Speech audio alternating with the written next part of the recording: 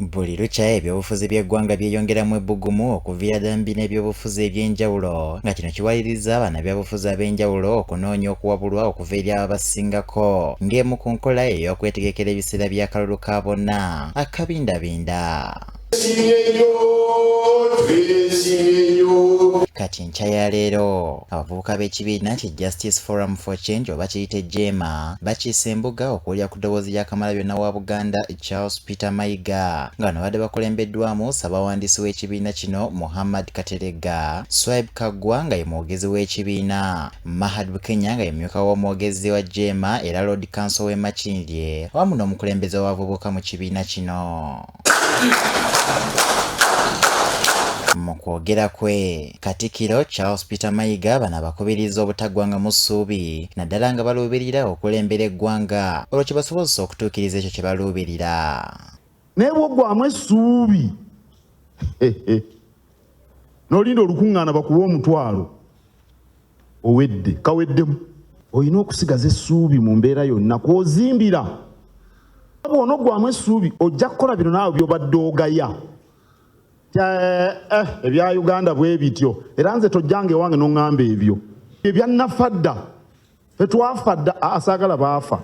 Bw'oyogera bw'otyo oba tokyali mu ssuubi.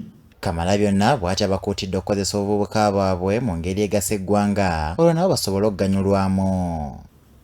Bw'obeera munnabyabufuzi nga mmwe bwe muli, omutendera guno ne gumala gukuyitako nga totegedde lugendo lw'oyagala kukwata, tuligamba bugambi nti yabeerako mu JEMA.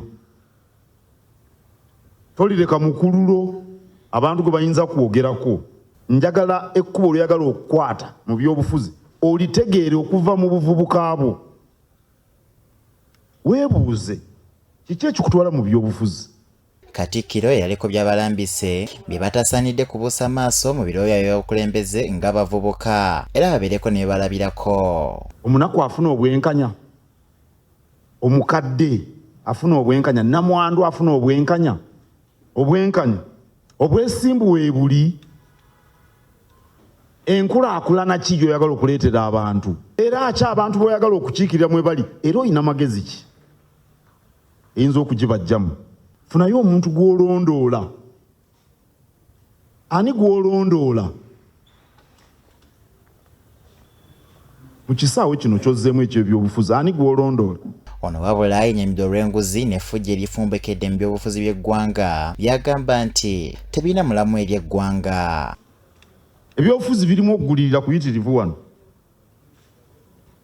Ebyobufuzi byano birimu okukozesa eryanyi. Nalabye n'emmundu mu kamyufu. Mwaba JEMA mba mugenda mu kamyufu temugireyo bannammwe emmundu. Era temugenda kunoonya abalina emmundu. Ye minisita w'amawulire mu Bwakabaka ow'ekitiibwa Israel Kitooke aliko okusaba kwakoze eri bano. Muwulirize nnyo abantu abeetaaga okubeerwa n'abantu ba bulijjo. Goberere nnyo nga muyisa amateeka oba muteekawo poliisi zonna eziyamba abantu abeetaaga okuyambibwa, abantu ba bulijjo baddemu essuubi eri be bakulembera.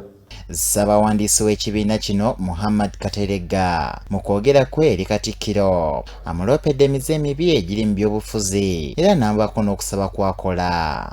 Ennaku zino eggwanga ligenze lutabukako ng'abantu abali mu kisaawe ky'ebyobufuzi. Empisa, obuntu bulamu birabika nga bitwesambye nnyo. Kye tukulembeza, kye tusosowaza bye bifo bye tuba tutunuulidde. Engeri gye tubifunamu n'engeri gye twesaamu okubitukako si nsonga ne bwebeera emenya obuwangwa bwaffe ne bwebeera emenya enzikiriza zaffe ez'eddiini. Twagala okusaba Ssebo Katikkiro okubeera nga ogenda mu maaso n'okuluŋŋamya naddala abazzukulu ba Buganda okubeera nga bamanya nti wano ewaffe waliwo ebitakoleka, waliwo byetakola olw'empisa ezo ezaffe ze twakuliramu. Bano era batadde akakadde k'ensimbi kalamba mu nsawo y'Obwakabaka ne Katikkiro ne bamwetikkira amantambo. Nze Eric Mwanje ku Ragugudde TV agaguddewo.